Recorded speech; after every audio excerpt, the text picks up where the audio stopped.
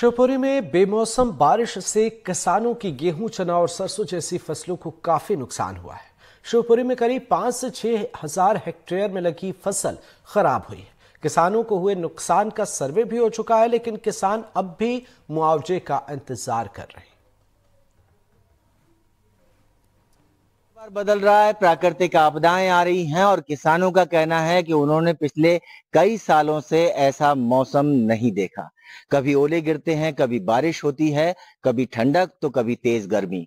ऐसे में न केवल इंसानों पर इसका असर देखा जा रहा है, बल्कि फसलों पर भी सीधा असर पड़ता हुआ महसूस किया जा रहा है। यही वजह है कि ओलावृष्टि से पूरी की पूरी फसल चौपट दिखाई दे रही है। ये खेत है गेहूं का, यहाँ आमतौर पर चला फिरा नहीं जाता, लेकिन हम यहाँ खड़े हैं खेत के बीचों बीच। इसका मतलब साफ है कि ये गेहूं की जो फसल है वो पूरी तरह से बर्बाद हो गई है। ओले ने इसे खत्म कर दिया है। किसान का कहना है कि इसमें सूखने के बाद सिर्फ गाय भैंसों के लिए चारा निकलेगा और उसके अलावा कुछ नहीं निकलेगा। किसानों का ये भी कहना है कि पटवारी आए और उन्होंने जांच पड़ताल की, मौका मुआयना किया, फसल के नुकसान का जायजा लिया, लेकिन मुआवजा कब मिलेगा ये किसान भी नहीं जानता। और किसान टकटकी लगाए प्रशासन की तरफ यही देख रहा है कि उसे मुआवजा कब और कैसे मिलेगा।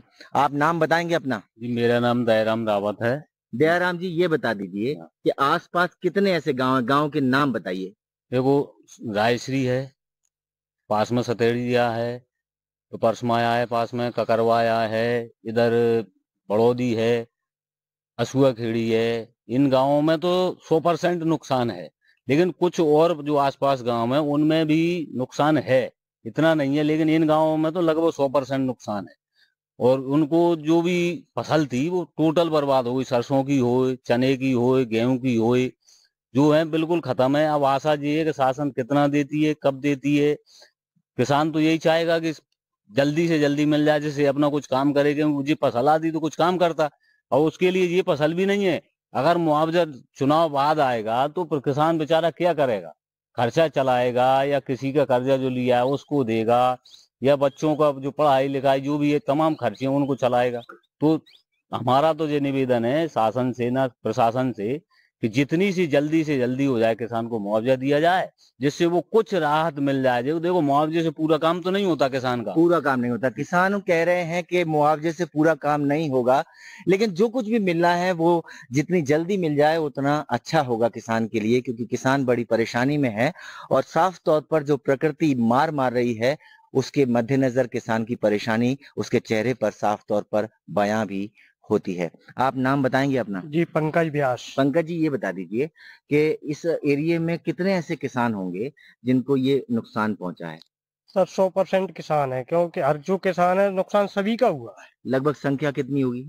संख्या हमारा 450-500 घर की बस्ती है, हाँ, तो सब किसान ही है। 450। तो आप ही के गांव के 450 जी। किसानों को बर्बाद हो गया। हाँ जी। अब अगर आसपास के गांव के किसानों को तो मिलाकर के बात करें तो आसपास के आप मान लो 2,000 किसान मान लो, कम से कम। 2000 किसानों को नुकसान हो गया। जी।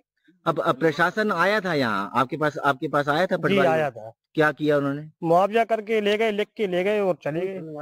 वो नहीं है उसकी? जी। अभी तक कुछ मुआवजे की बात नहीं कोई है? बिल्कुल अभी तक किसी का भी नहीं आया है। एक एक का भी मुआवजा एक का नहीं? भी नहीं आया। तो मुआवजा भी इनको नहीं पहुंचा। और अगर और किसानों से बात करें और समझने की कोशिश करें कि ये जो प्रकृति ने अपना रूप दिखाया है, ये आपका उम्र भी बहुत ज्यादा है दादा, आपने कभी ऐसी मौसम देखी है बार बार बदलती हुई? आज से श्री रामायण हमने ऐसी तो 40 साल पहले देखी एक बार, बिल्कुल चौपट ऐसे ही हो गई थी, तब हमें मुआवजा तो गवर्नमेंट ने दिया, इससे हम इसको कटवा लेंगे।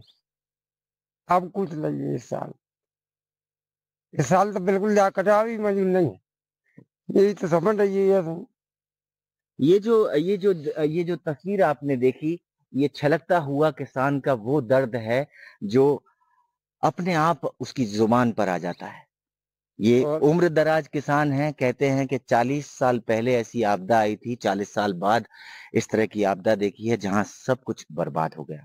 और अब तक तो पटवाई ने सुनी नहीं है भाई, मतलब तेना चलोगा वो कहते डाल देंगे, अब तक नहीं डाला ना पटवाई, मतलब उन दोबारा जगह ही नहीं, अब डरवाओ कि नहीं डरवा, हम किसी को जानते ही नहीं है।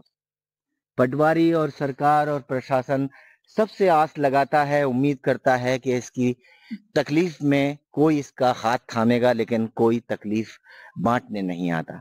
दादा आप ये बताइए कि कितने बीघा में बोया था आपने, क्या बोया था?